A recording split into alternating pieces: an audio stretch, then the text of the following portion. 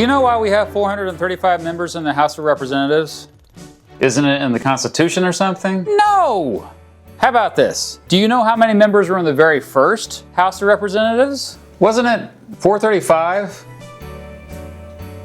Wait, I'm actually not sure. It was 65.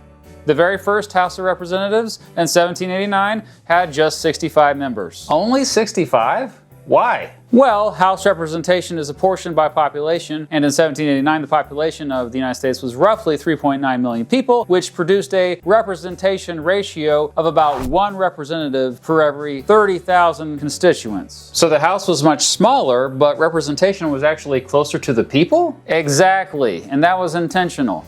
The House of Representatives was designed to be as close to the people as possible, and districts were intentionally drawn to be small, with the number of seats growing as the population grew. So the House continues to grow. Not exactly. In the early years of the Republic, after every census, Congress reapportioned the House, and it steadily grew until 1920, that is. What happened in 1920? 1920. The country was changing rapidly. The 1920 census was the very first to record a population over 100 million people. Population growth, industrialization, immigration, and urbanization led to a rise in political conflict, especially between rural and urban areas, plus there was a bunch of immigrants. As a result, Congress failed to write a new apportionment bill after the census.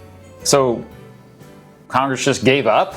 Yes and no. At first they debated, how large should the House be? What should be the representation ratio? Who should be counted for apportionment? Did they answer any of those questions? Not really. After 9 years of on and off debate, Congress passed the Permanent Apportionment Act of 1929, effectively capping the House at 435 seats. So how many people were in each district at that time? About 220,000 people. So that's about 1 representative representing, on average, about 220,000 people. What about today? Closer to about 1 representative representing, on average, around 800,000 people.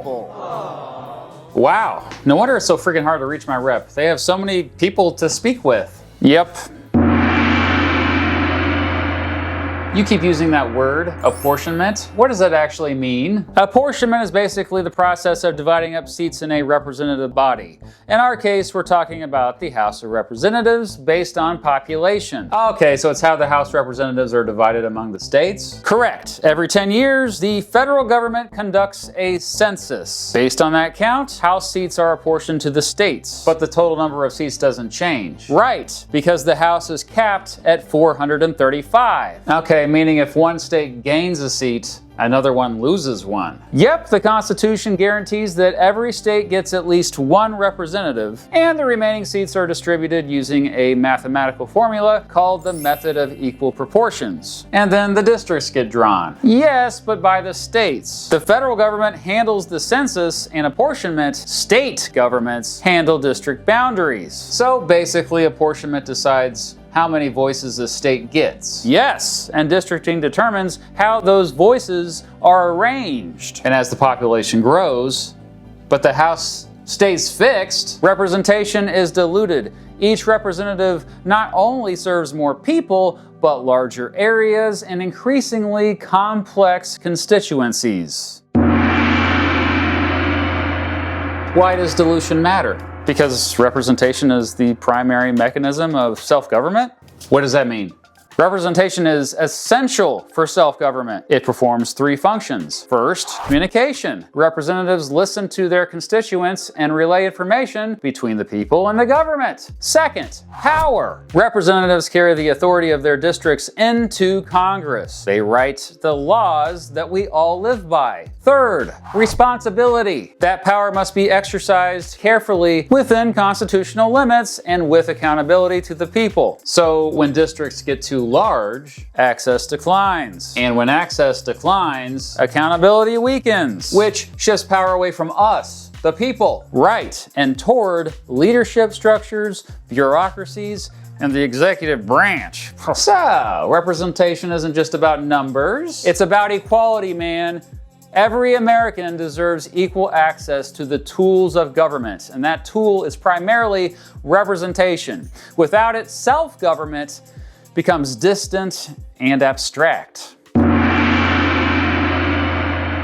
I don't know, man. How would expanding the House actually help our politics today? I'm skeptical. As you know, polarization and populism are on the rise, creating a very tense political environment. Polarization intensifies with scale. When districts become very large, elections reward confrontation over cooperation and emotion over reason. Because candidates must speak to hundreds of thousands of people at once? Exactly. Large districts incentivize simplified, emotionally charged messaging. Nuance doesn't travel that well at that scale. So smaller districts would change the incentives. Yes, expanding the House would reduce district size, making representatives more accessible and elections more competitive. That lowers the reward for extreme rhetoric. What about populist movements? Wouldn't expansion create more of them? Well, populism often arises when people feel unheard, when they feel distant from power, or when they feel excluded from their government. So it's a response to structural failure. Correct. When representation weakens, the freeway of self-government is jammed with traffic, and citizens look for side streets, strong personalities, demagogues, judicial and executive action. Expanding the House addresses that. It addresses the root causes, man. Smaller districts mean more representatives who are closer to their constituents, more lanes for grievances to be heard, and fewer reasons to bypass the legislature and take a side street. So instead of suppressing populism, it absorbs it. It's more like it channels it into something more productive. Legitimate public frustration is not eliminated, it's represented. That is how constitutional systems diffuse instability, by sharing responsibility. And polarization, it's reduced.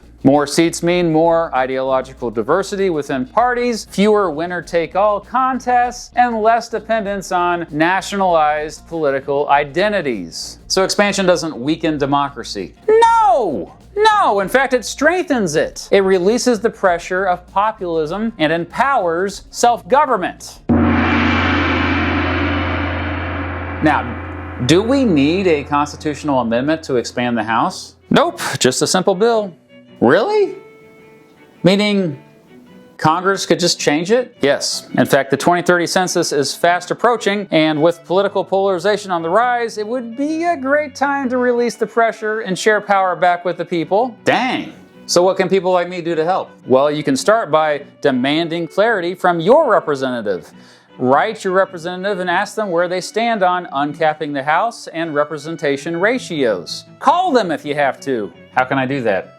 Go to your representative's website. You can email them on there or call them there. Ask them to support repealing and replacing the Permanent Apportionment Act of 1929 and expanding the House after the 2030 census. You can also go to the No Cap Fund website and sign our Declaration of Representation, or even sign up to volunteer, man. You can find a local representation community event, or make a donation if you choose. Oh yeah, because the size of the House determines the strength of self-government. Right as rain, toots.